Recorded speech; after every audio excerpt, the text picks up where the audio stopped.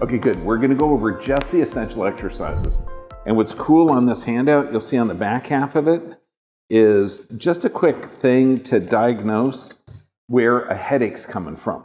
So when we look at this, the key thing is when we're doing the neck curve exercise, we're restoring the curve. If anyone in here has a loss of curve, forward head carriage, or anything, that creates horrible biomechanics where you start moving. So this one, you only pull down with 2 pounds of pressure. You don't need to pull it hard, just 1 kilo of pressure down. Then point your chin to the ceiling, then look straight ahead and relax. Now, if your ear is going way beyond your shoulders, that's too much. If you're holding it, you don't have to hold it. Just think of that those discs are 70% fluid, and they get their nutrients through movement.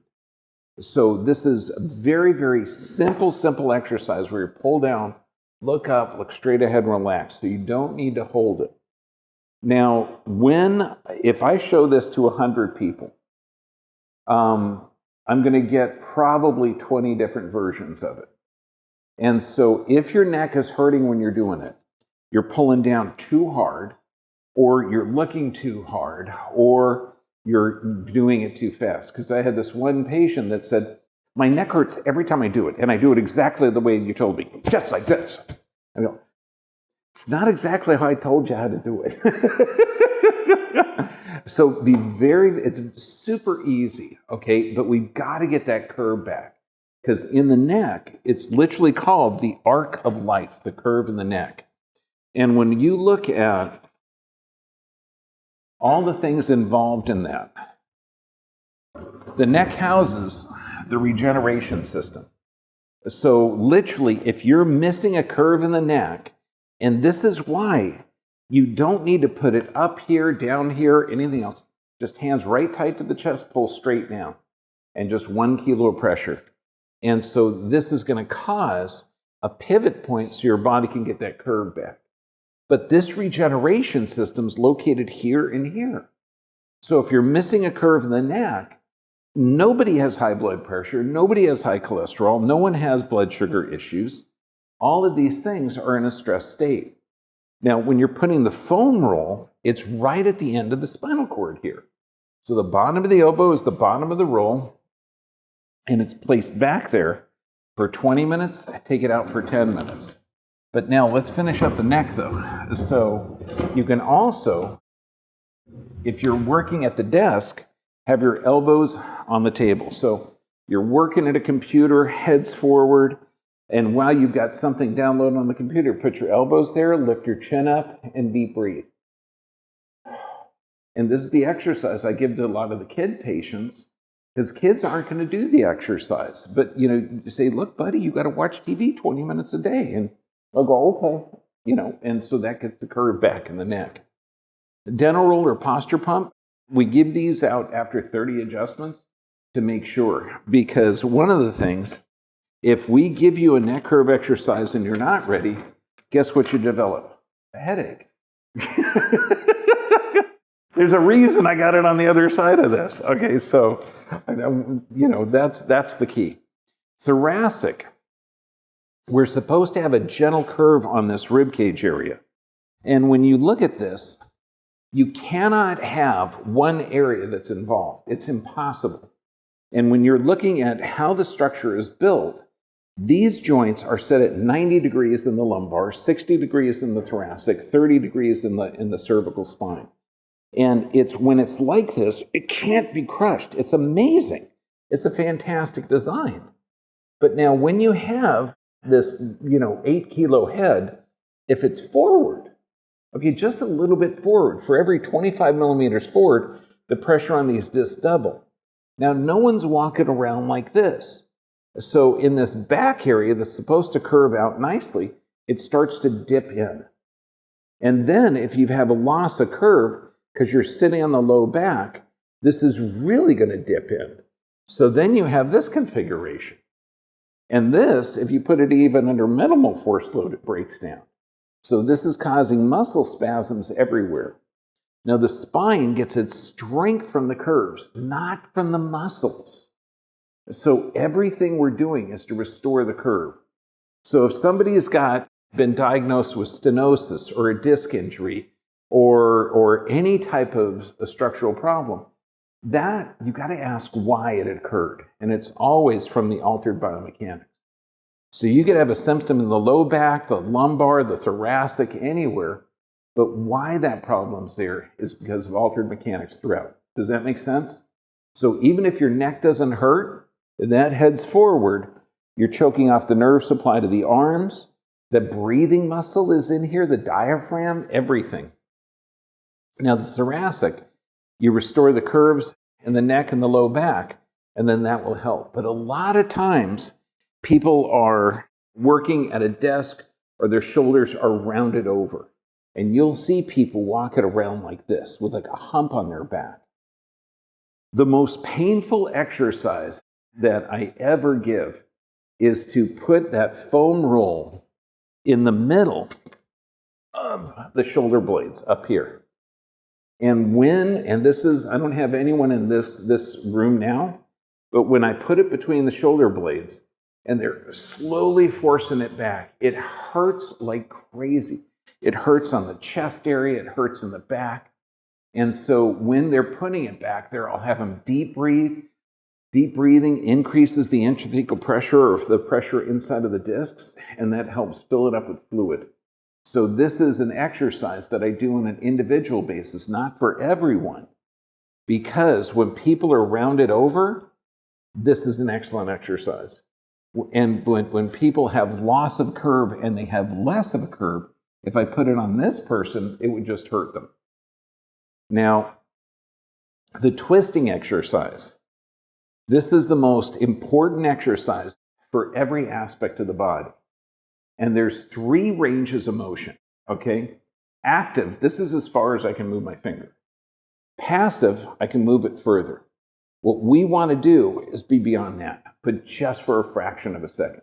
The paraphysiologic range of motion. And that's where all of these joints get their nutrients. They get their nutrients through movement. Because these joints, like if you look and you cut this whole body off, that disc is only about that big. And it'd be under, 10 kilos, 20 kilos of pressure, forcing that down. So it gets their nutrients through movement. So what you do on the twisting exercise is your feet is wider than shoulder width apart. Lock your hands down like this. So it's a heavy weight. And you're going to throw your arms because you can only turn this far. So that means head, neck, everything, pelvis, everything. But you want to throw it. So this way, you do it multiple times, 100 times a day. If you're going into a business meeting, it's late in the evening or in the afternoon, or you got a test and you're feeling tired and down and you need to get exercise, do 20 of these twisting exercises. It sends a massive information into the brain and giving the body energy. It's fantastic. And the foam roll between the shoulders is miserable. But just by restoring these 2 curves, that works. The lumbar, this is going to be the foam roll, and it's placed back there for 20 minutes, take it out for 10 minutes. 20 minutes in, 10 minutes out. The thing that will destroy your back is slouching. So we have the normal position. When you slouch, all of these holes where the nerves come out open up, and it feels great. Oh my gosh, to slouch in a couch is incredible. But that reverses all of these discs.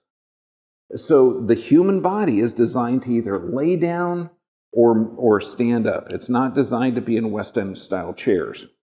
And cultures that sit on just squat down, they never have any back pain. So the body is designed to do that. But laying on a couch like this is the worst thing in the world. So either lay down flat or sit in a chair or walk. Now, all of the foot and knee exercises, because if you have any kind of alteration in the foot where you have to alter your gait, because that's why we give the foot on a block stretch to stretch. And so if you're not able to do that stretch, and we have the high side and the low side, always do the high side. And if you're able to keep your heel on the ground, ball your foot up on the block and bend it, and the knee goes over the toes, that's normal. And if you can't do that, and this is why I recommend, and you'll see my foot's at a pretty steep angle, and this is just normal.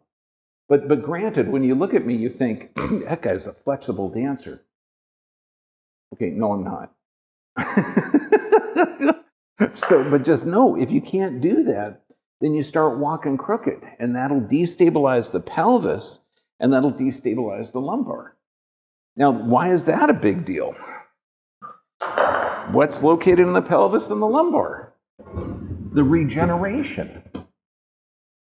So when we say, you got to put the foam roll here, you got to do the neck curve here, that's to take pressure off the parasympathetic, which is located in the neck and the pelvis.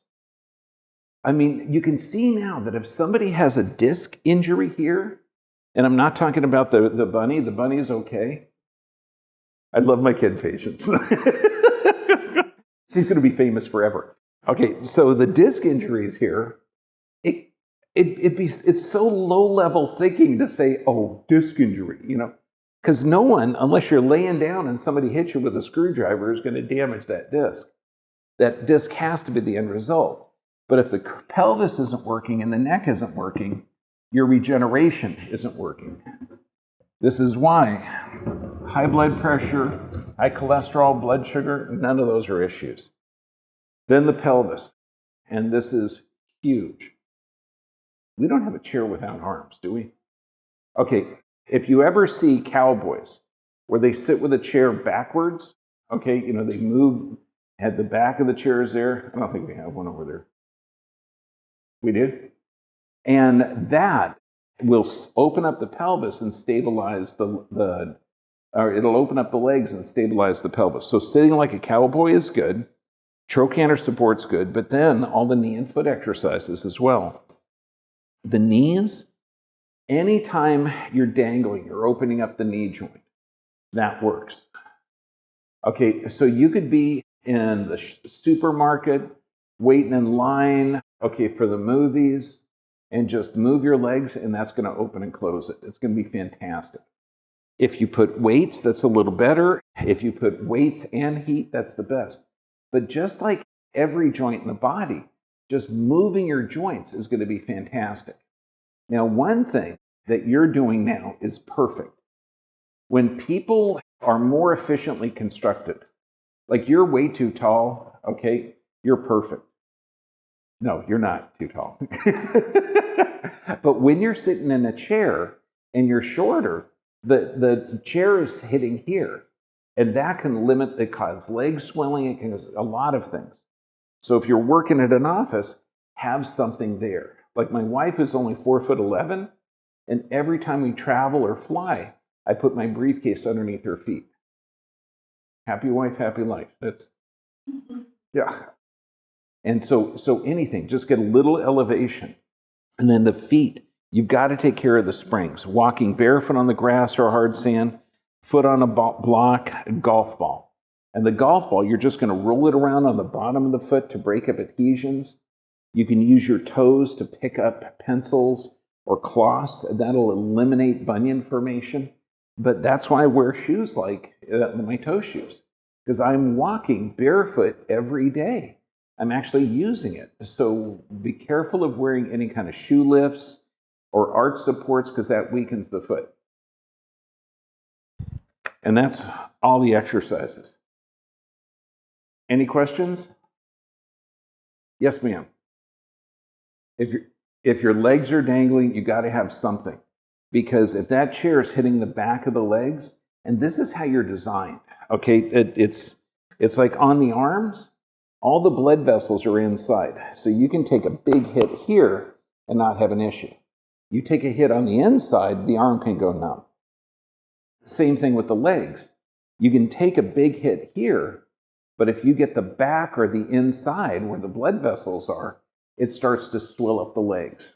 And especially if people are pregnant or they've been in a chronic state of stress and they have swelling, they can't sit like that. They always got to have a little elevation. Yeah, and that's huge, hugely important.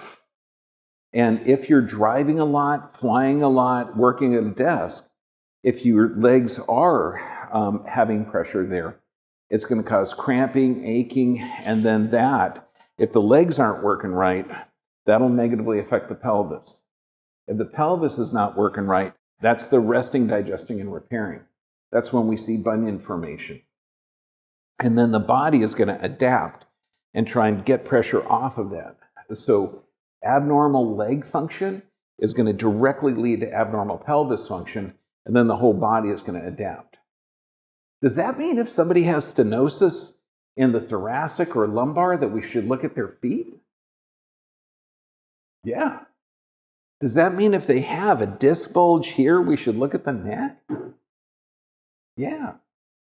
Yeah, that's the cool thing. So the body never does anything stupid. It's always intelligent. And we just got to find out what it's trying to tell us. Make sense? Any other questions? Kapun Pra, thank you very much.